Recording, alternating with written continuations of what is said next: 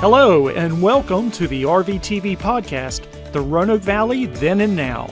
On today's show, we are remembering the flood of 1985. For many Roanoke residents, the flood of 1985 was an unforgettable event that made clear the potential for flooding to impact people's lives and change communities forever. As we approach the 40th anniversary of the flood, it is important that we remember the impacts of the flood of 1985 so that we can preserve the history of our city and be better prepared for future events. Our guest today is Chief David Hoback from Roanoke Fire-EMS, who is here to talk about his personal experience. Thank you for joining us today. So first question, where were you when this event happened? It was 1985, and my actual story starts, I was working for the city as one of the paramedics they first hired, and we got a call for an accident on Shenandoah. And at that time, I was separated from the fire service. I was the third service EMS, and the fire department was there. That evening, we had two firefighters killed by a hit-and-run driver along with a civilian, and on Shenandoah Avenue while they were fighting a car fire. And that evening, while we were working that scene, I do remember the heavy rain that came that kind of precipitated the flood of '85. I mean, just torrential rain. So we took care of that scene. I mean, very tragic situation. Captain Cassell and firefighter Helms lost their lives and a civilian did. But moving forward to the flood of '85, that was the day they were burying the firefighters. And my job then, I was a volunteer in Roanoke County. So the career people in Roanoke County were backfilling the city so they could go to the funeral. And then the volunteers were backfilling in the county. So I was assigned at Cave Spring to Wagon 3, and when I remember coming out of my apartment and the torrential rain was coming down, didn't think twice about it. Back then, technology did not exist that we were getting those alerts kind of like you do on your phones now. And it was, I mean, just torrential rain. Didn't think twice about it, got to the station, put my gear on the trucks, and as soon as I got there, the tone started dropping.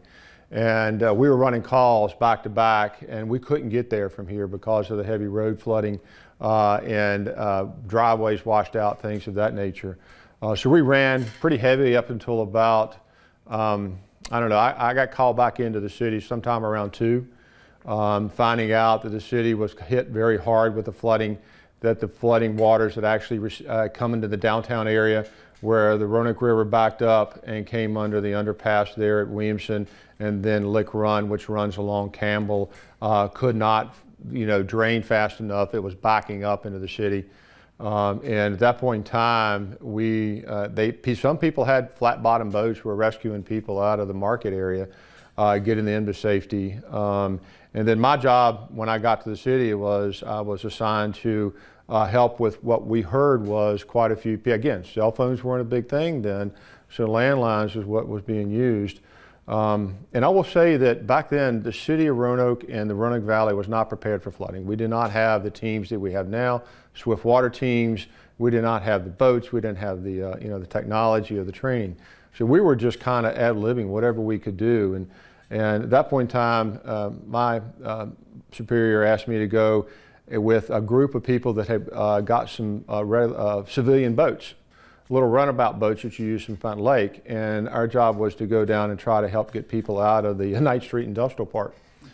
Well, that didn't work out too well because after we got in, the currents pulled the boat. It was too strong for the boat to even manage it. So the boat came in and sideswiped a fire hydrant and then sank.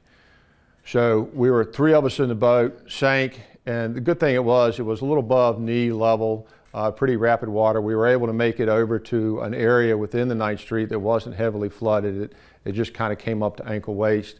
And then we kind of were stranded there for a little bit, not knowing what we could do or not do because that area was completely surrounded by rapidly rising and flooding waters. Soon, about, I don't know, a couple hours into it, the U.S. Coast Guard was evidently notified and was deployed to the Roanoke Valley. The Coast Guard came and I saw them. I had my radio with me and the dispatch told me that they were coming and they in turn came, landed in a courtyard and picked about 5 of us up that were there and airlifted us out. And with that, we took those 4 people to the airport. And then for the rest of the evening, my job was to fly on the Coast Guard helicopter and extract people from that area and other areas of the city. And it was like 44 people that had to be extracted that we were able to get out. And that whole night took that long to get all those people out. And because the helicopter only carried about 5 or 6 at a time, so we were ferrying them back and forth, had to fuel up. I was 22 years old. Back then the technology didn't exist to say, okay, go to this point, GPS works.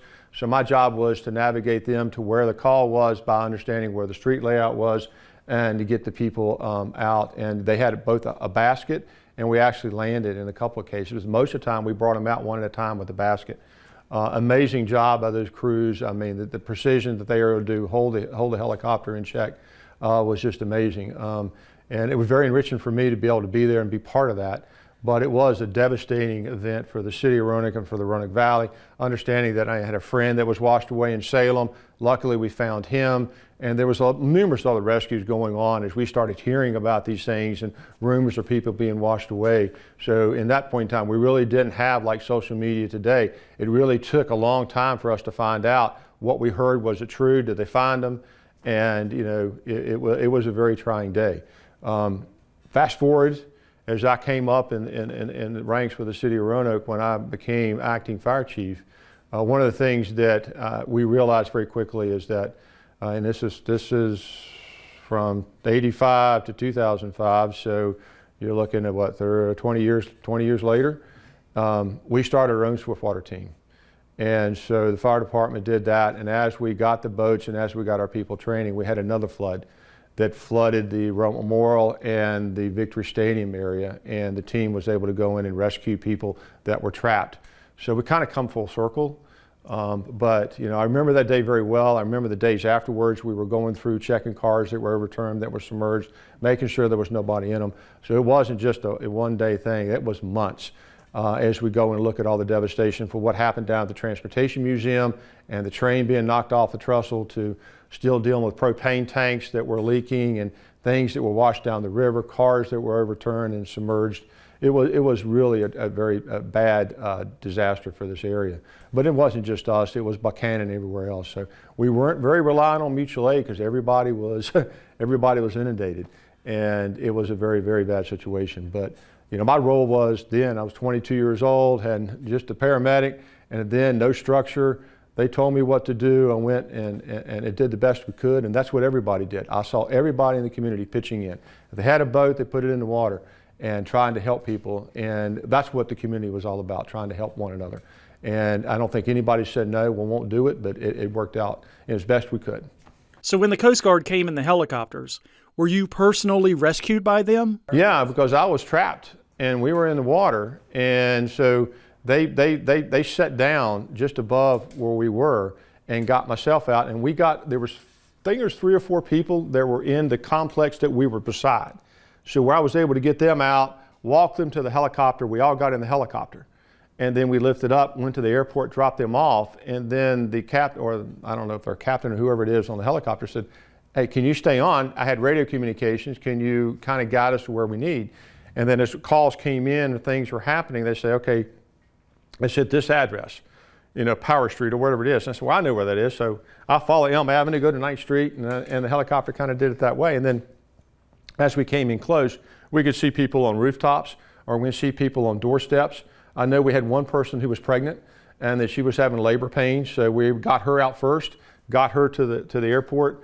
And I'm not sure what the disposition of that was, but got an ambulance and transported her to the hospital, went back, airlifted the balance of the people out. Total people that we actually lifted through the Coast Guard was like 44 people. I got a little plaque that the Coast Guard sent me and acknowledging all the people that were rescued that day. So it is, again, you know, a lot of things went on, but you know, that's my small story compared to everybody else chipping in and helping out, from the market building to what happened at Roanoke Memorial Hospital to everything else that was going on, and the inundation and what, you know, impacted our community. There's huge stories out there from other first responders that, you know, from Salem, Roanoke County, you know, people trapped at Hollins College, all those things that took place that day. And for the most part, we had very positive outcomes, and we have a relatively small amount of lives lost compared to what could have been. So did this event change the trajectory of your career or your life in any way? Well, you come in as a person who is very naive to a lot of things that go on in the world. I was 22 years old, just got my certification as a paramedic, was learning, and just got my first full-time job. And at that point in time, we're thrust into a valley-wide area disaster with little to no guidance because there was no infrastructure, there was no planning for it, there was no anything. So we really just had to do what we thought was best. And so I did what I thought was best, as well as the engine companies and the other ambulance crews and the other paramedics. And you know, I think we did a great job. But for me, it grew me up a lot because it really learned, for me, it taught me how precious life is, first of all, and then, you know, what is possible. And you know, you never would have thought that, for me, I never would have had imagined that the city of Roanoke and Roanoke County and Salem would have been devastated as bad as it was from what I define as a little bit of rain. But if you look at the 31st, Halloween night, torrential rain, very bad situation, tragic event for the city of Roanoke, lost 2 of their own. They're burying him that day, and they couldn't even get to the burial site because of the flooding. Everybody being out of position, county firefighters in the city. We had a big fire going on, and they were helping fight that. They were fighting the fire. We were fighting the floods. Everybody else was in the county, and everybody's kind of disjointed that day. But everybody came together. And you know, we didn't have interoperability, so I could not talk to the county could not talk to us. Today, we fixed all that. So as we move through in time, we recognized the needs. And Salem already had a swiftwater team. We stood ours up shortly after theirs did. Several years ago, Roanoke County stood theirs up. So we now have good resources and make a difference. And if we had those back then, we'd have made a huge difference and done things differently. But we just didn't know. You don't know what you don't know. And as a young 22-year-old, I just did the best I could. And you know, I felt, you know, very honored for the captain of whoever the officer is on the Sikorsky helicopter says, "Can you stay and guide us?" And I said, "Well, absolutely. You know, I'm going to fly around a helicopter. That's pretty good. Compared to where I was, I'll be up here." And it worked out. And like I said, about 44 people that we evac out, and most of them came up by basket, so one at a time. I think we've refueled 3 times. So it was an exciting time for me and making a difference and you know, being a part of that. You talked about the swiftwater teams a couple of times. If another 200-year flood were to hit Roanoke, what is your perspective on how that would go, and what kind of resources do we have now? Well, that would go much differently than before. Again, no planning, no notification, no resources, no training, no equipment. Today, we have the ability for stand-up teams in the Roanoke Valley. We also have the ability to pull teams outside the Roanoke Valley into Roanoke, and we've done that before, like Helene. We're expecting Helene to provide some really significant flooding. We pulled resources from, you know, Tidewater and Richmond down, and we're staging. So we have forecasts. We know what, and they're pretty accurate with the Weather Service based on the amount of rainfall and what the river's going to do. And then from that, we can figure out what areas of our community are going to be impacted. So we'll go out and communicate with those areas, so we get those people out first before the flood hits, or at least give them notification so they can be prepared for that. So the technology, notification, the forecasting, the training, the equipment that we have available here is just phenomenal. Because we also deploy out, and we will go, we've gone out of state on swiftwater rescues. When Helene, we went up to the Bristol area, helped out. So we don't just stay here, but if our emergency's here, we do stay here. So we do have a good cohesive regional teams together. They talk, they train together. And you know, a lot of times, we just had one not too long ago where we rescued some people helped Salem rescue some people over in the Roanoke River, some kayaking accidents. And it was a clear day, but the water was up from previous rain. And I think we rescued 6 people, 5 people. Is there anything else that you can remember about that day? I couldn't get to Roanoke. When I was cleared from working in the county and those individuals came back, I was deployed to the city. And you couldn't get there from here. And I'm going, this is really bad. So you had to find a way to get there. And the normal paths were not there. We had areas of our community that were cut off. We couldn't even provide services. 460 East down where the Bonsack area is, we didn't have fire protection or EMS. We did put stuff down there, but then they had to come back and go through the parkway and get back into Roanoke, or go down and get on 81 and come back. When you look at that and you go downtown and you see downtown flooded, RMH flooded, the transportation museum completely underwater, and then you really get, it takes your breath away to really understand how bad it is. And then you get a small piece of trying to help people, and it turns out to be a bigger piece than what I was originally sent in to do, but it worked out. And at that point in time, again, we didn't even have 911 services. It was all the 7-digit numbers, so you didn't call 911. It's a 7-digit number, and to get help. And so, we really didn't know what we didn't know about all the people that were impacted. And so, again, I was 22 years old, just graduated, first full-time job, trying to figure out life, and then this is what happened. And it was a catalyst for me to really understand the needs of where we need to be in the future. And once I started learning more about the capabilities and training and the opportunities for us to stand up a team, then we did. And then we've grown and matured that team out over years, and actually expanded the capabilities so that we can actually have 3 or 4 teams up at any given time. And we've got great people that are working hard and trained and very passionate about that, and have made a huge difference in people's lives because of what they've done. So during the flood, you were obviously very busy. Do you remember anything at all about how you were feeling emotionally?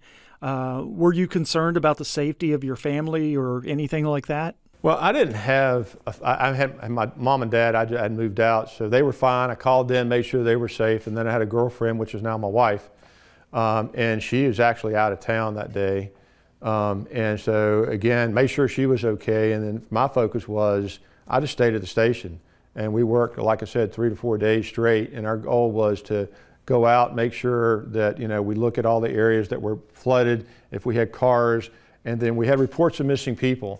But most of those missing people were found. And we had a very small area to cover based on the people that we knew were missing. And most of them we found pretty quickly. So it was tragic, but it could have been much worse. Well, thank you, Chief Hoback, for sharing your personal experience about the flood of 1985. And thank you for listening to the RVTV podcast, The Roanoke Valley, Then and Now. If you like this episode, be sure to subscribe to our YouTube channel and follow us on Facebook and Instagram. We'll see you next time.